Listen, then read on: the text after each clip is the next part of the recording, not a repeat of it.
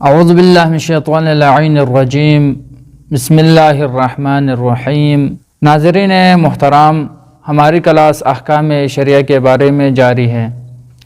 آج اوقات نماز کے بارے میں کہ آیا دو نمازوں کو جمع پڑھنا واجب ہے یا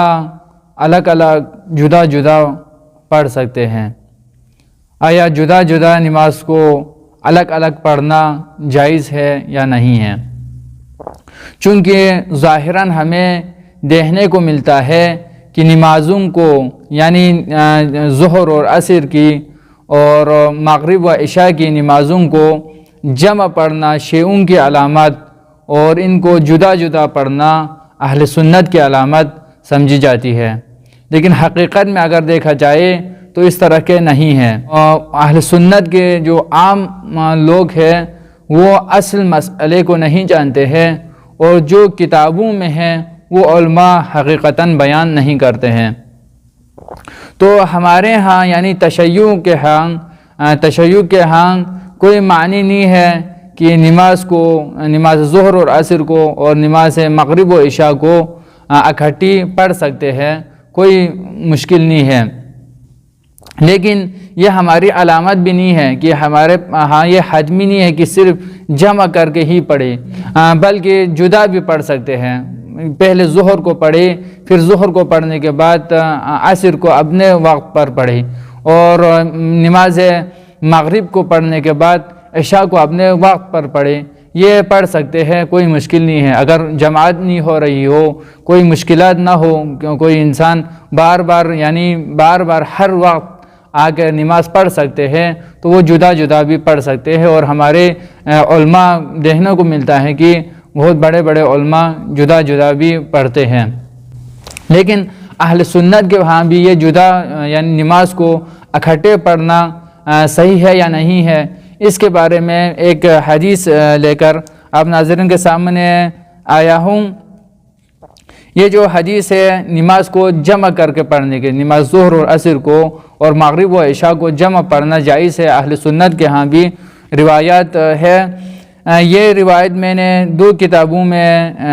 اس روایت کو میں نے دو کتابوں میں دیکھا ہے، ایک ہے سنن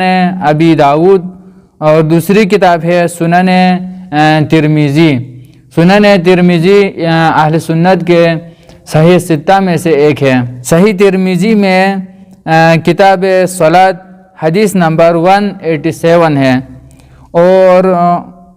کتاب سنن ابن داؤد میں یہ کتاب صلاۃ السفر میں، اور باب ہے باب الجمع بین الصلاتین حدیث نمبر 1211۔ ان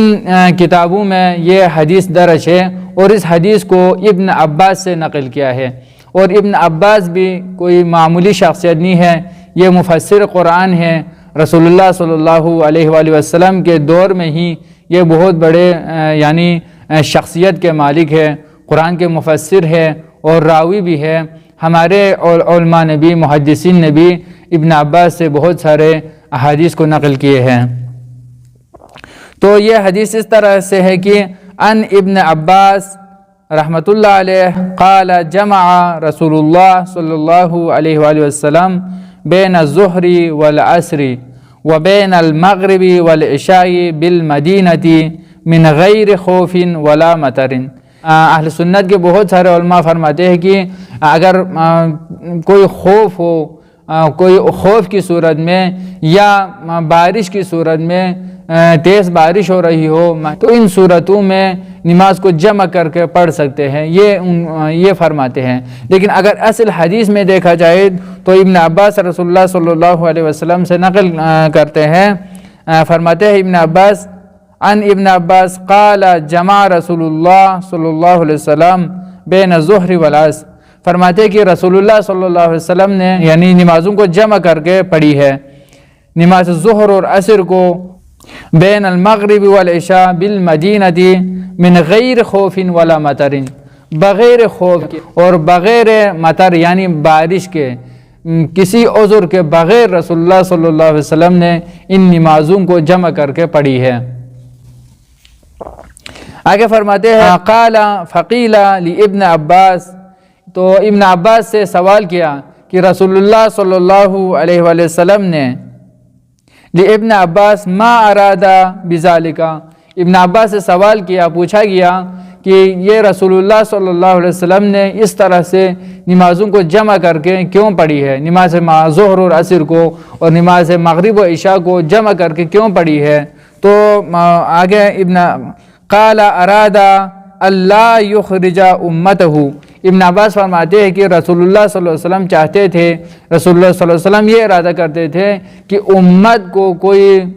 حرج نہ ہو، کوئی مشکلات کا سامنا کرنا نہ پڑے، اس وجہ سے ان امت کو مشکلات اور حرج سے نکالنے کے لیے، ان سے دوچار نہ ہونے کے لیے رسول اللہ صلی اللہ علیہ وسلم نے نماز ظہر اور عصر کو اور مغرب و عشاء کو بغیر کسی خوف کے، بغیر بارش کے نمازوں کو جمع کر کے پڑھی ہے۔ تو اس حدیث سے ہمیں یہ سمجھ میں آتا ہے، اس حدیث سے ہمیں یہ ثابت ہو جاتا ہے کہ رسول اللہ صلی اللہ علیہ وسلم کے سیرت اور کردار یہی ہے کہ نمازوں کو جمع کر کے پڑھ سکتے ہیں، اور اسی میں امت کے لیے نجات ہے، کیونکہ بہت اس دور میں، اس زمانے میں، یعنی اس زمانے میں لوگ بہت مصروف ہے کاروباروں میں، دنیا کے بہت سارے کاموں میں لوگ مصروف ہے۔ تو اس زمانے میں بہت دشوار ہے، بہت مشکل ہے کہ ایک انسان بار بار مسجد میں آ کر، بار بار جماعت کے لے آ کر، یعنی بار بار وضو کر کے نمازوں کو پڑھے، تو مشکل ہے۔ تو اسی مشکلات کو آج سے 1400 سال پہلے رسول اللہ صلی اللہ علیہ وسلم نے اسی امت کے مشکلات کو پیش نظر رکھ کر نمازوں کو عملی طور پر سیرت سے دکھایا ہے کہ نمازوں کو بغیر خوف کے، بغیر مشکلات کے نمازوں کو جمع کر کے پڑھ سکتے ہیں۔ ذات پروردگار عالم قرآن مجید میں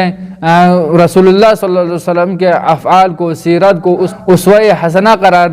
فرما رہا ہے، یعنی اسوہ حسنہ قرار دیا ہے۔ تو رسول اللہ صلی اللہ علیہ وسلم کے اسوہ حسنہ ہمارے پاس ہوتے ہوئے ہم یہ نہیں کہہ سکتے ہیں کہ یہ یعنی نمازوں کو جمع کر کے نہیں پڑھ سکتے ہیں۔ تو ہمیں ان چیزوں کو، یعنی تعصب سے نکل کر، تعصب کو چھوڑ کر اصل شریعت کیا ہے، اصل رسول اللہ صلی اللہ علیہ وسلم کی روش اور سیرت کیا ہے، اور کتابوں میں کیا سیرت رسول اللہ صلی اللہ علیہ وسلم لکھی ہوئی ہے، ان کو دیکھ کر ان کے مطابق ہمیں عمل کرنے کی ضرورت ہے۔ والسلام ورحمۃ اللہ وبرکاتہ۔